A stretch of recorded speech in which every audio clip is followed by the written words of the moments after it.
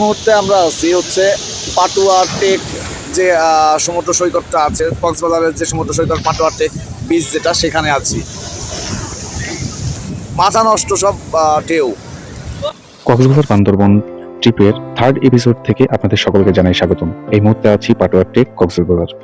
যারা আপনারা এই সিজনে কক্সবাজারে আসতে যাচ্ছেন বা আসবেন ভাবছেন, আপনাদের বলে দেই যে ডলফিন মোড় বা কলাতলি যে বিচগুলো আছে সেখান থেকে আপনারা পারলে একটু কষ্ট করে এই বিচে এসে ঘুরে যাবেন।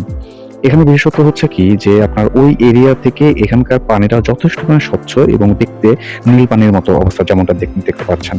ঠিক তার চাইতে আরেকটা মজার বিষয় হচ্ছে এখানকার ঢেউয়ের যে অবস্থা, ঢেউটা ওই কলাতলি বা সুগন্ধা বলেন, ডলফিন মোড় ওই সাইডে যতগুলো বিচ আছে তার চেয়ে অনেক অনেক বেশি পরিমাণে আপনাকে বিনোদন দিবে।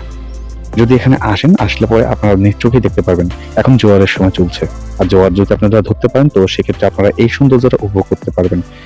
আর যদি জোয়ার এখানে না থাকে, ভাটি পড়ে যায়, তো আপনার এই জায়গাটা, এই বিচে আপনারা তখন দেখতে পারবেন যে বড় বড় পাথর আছে। এই পাথরগুলো সবগুলো বালিতে পড়ে আছে। আর এই পাথরের পর দাঁড়িয়ে বসে অসংখ্য ছবি নিতে পারবেন, ভালো ভালো ছবি এখান থেকে তুলতে পারবেন।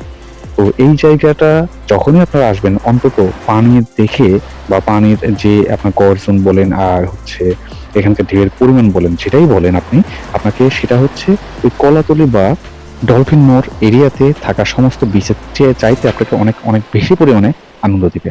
তো যারা এই সিজনে আসতে চাচ্ছেন, হালকা হালকা শীত চলছে, তো এই শীতে যারা আসতে চাচ্ছেন তো তাদেরকে এটা বলবো, যদি সময় করতে পারেন তো সেক্ষেত্রে একটাবার ঘুরে আসতে পারেন এই পাটুয়া টেক, যেটা হচ্ছে মেইন ড্রাইভ এরিয়াতে। বরাবরের মতো আমি আবারও বলবো, সাগর বা সমুদ্র যেটাই বলি না কেন, এটা এমন একটা জায়গা যা আপনার অশান্ত মনটাকে শান্ত করে দেওয়ার জন্য তার কাছে অনেক কিছু আছে, যদি আপনি সেটা উপলব্ধি করতে পারেন।